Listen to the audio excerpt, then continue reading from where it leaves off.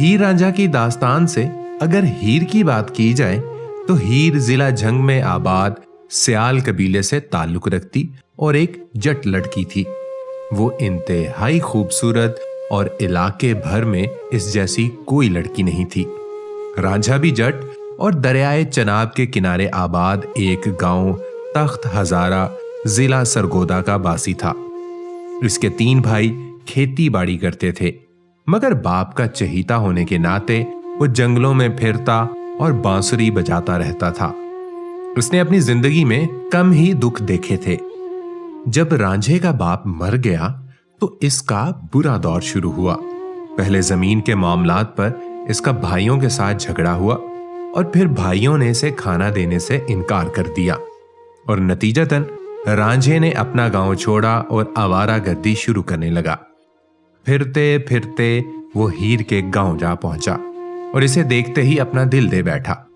हीर ने जब इसे बेरोजगार पाया तो रांझे को अपने बाप के मवेशी चराने का काम सौंप दिया। रांझे की वंजली ने हीर का दिल मोह लिया और इस अजनबी से मोहब्बत करने लगी।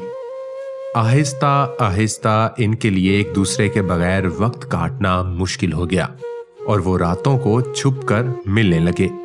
ये सिलसिला तवील अरसा जारी रहा। एक दिन हीर के चचा कैदू ने पकड़ लिया और हीर के माँ बाप ने जबरदस्ती इसकी शादी कर दी।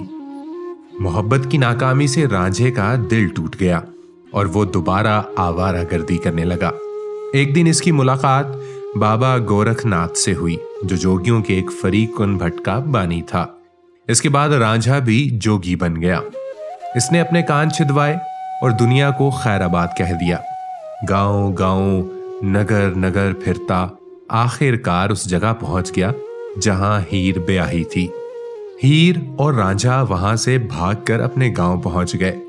बहस और मुबाहसे के बाद हीर के वालिदैन दोनों की शादी पर रजामंद हो गए कि हासिद कैदू ने ऐन शादी के मौके पर जहरीले लड्डू खिलाकर हीर का काम तमाम कर दिया। जब रांझे को यह बात मालूम हुई तो वो रोता पीटता अपने महबूब के पास भाग आया। हीर को मुर्दा देखकर रांझा भी जहरीला लड्डू खाकर खुदकुशी कर लेता है। जहां भी लाजवाल इश्क की बात होगी वहां हीर रांझा की इश्किया दास्तान सामने आएगी, जो सदियों तक नहीं भूली जाएगी।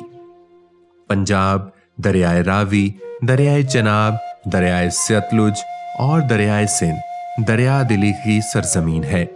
यहाँ जो आदमी किसी औरत को शादी से पहले भगा ले इसे मिर्जा, और जो शादी के बाद भगाए इसे रांझा कहते हैं। जो ये काम किस्से कहानियों में करे वो हीर, और जो हकीकी जिंदगी में करे विलन कहलाता है। पंजाब की ट्रेजेडी ये है कि इसके पास जितने अच्छे आशिक हैं सब मुर्दा हैं। हीर रांझा भी इन्हीं में से है। कैदू इनकी कहानी का मरकजी किरदार है। इसे कैदू इसलिए कहते हैं कि इसकी जिंदगी का असूल था, जो देखो सबको कह दो। पंजाब की लोक दास्तानें पढ़कर लगता है यहाँ के लोगों की जवानी का आगाज मोहब्बत से और इख्तिताम भी मोहब्बत से होता है, और नई नस्ल को इससे बचाने का एक ही तरीका है कि इसे निसाब में शामिल कर दिया जाए।